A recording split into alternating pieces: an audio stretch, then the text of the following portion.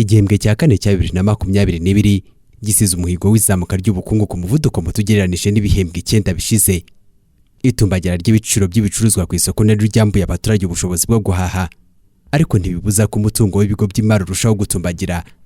Banki nkuru y'u Rwanda yerekana ko muri ayo mezi atatu asoza umwaka wa 2022 umutungo w'urwego wazamutse ku rugero rwa 17.7%.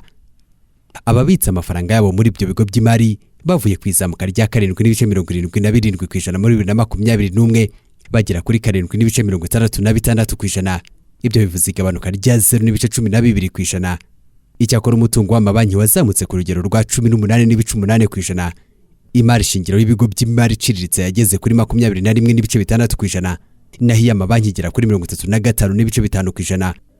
Iryo zamuka ryatumye urwego rw'imari rwiharira 67% by'umusaruro w'igihugu bivuye kuri 62.9% byo muri 2021. None bigenda bite kugira ngo abaturage bagorwe n'imibereho ariko ibigo by'imari bikarushaho kunguka? John Rwangombwa ne Guverineri wa Banki nkuru y'u Rwanda. Ibigo by'imari ni urwego rufite uruhare runini mu gutera imbere ku bukungu. Ntabwo byazamutse uyu munsi kubera ko byazamuye inyungu byakagabana, ntabwo byayizamuye. In fact urebye nk'ahandi twebwe nubwo twagiye tuzamura urwunguko rwa Central Bank, ariko ntabwo bazamuye inyungu baca abantu.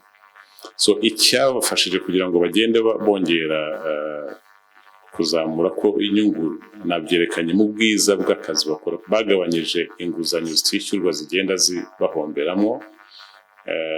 Uko bagenda baguka niko bagenda icyo twita nka operational costs kuko niba wishyura amashanyarazi kuri iyi nzu ugakora mu bikorwa bikuzana miliyari 5, nujya no gukora mu bikorwa bikuzana miliyari 10 y'amashanyarazi aguma ari kwakunda. So uko bagenda uko ubukungu bugenda butera imbere niko bagura ibikorwa byabo, niko the income babona to the cost igenda iba nkeya kuri income, bigatuma urwunguko ruzamuka. Ntabwo rero biva mu ko bahenza abaturage, ahubwo biva ko barushaho kunoza imikorere yabo, bigatuma bakomeza guteza imbere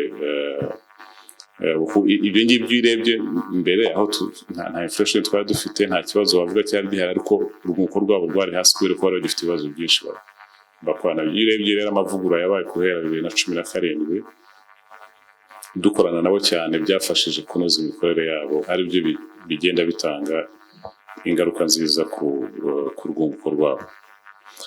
Nta kubeshye ntabwo barageraho twifuza ko bagera nk'urwego rw'imari. Iyo turebye inyungu babona viza bishoramari bagiyemo, ntabwo barageraho bagera kugira ngo tube twaba competitive ugereranyije n'abandi mu karere turimo. So ibyo rero ni ibintu dukorana nabo gukomeza twubaka imikorere myiza ituma barushaho kuba urwego rw'imari rwashishikariza umuntu wari wese ku rwego mpuzamahanga kuba yashora imari.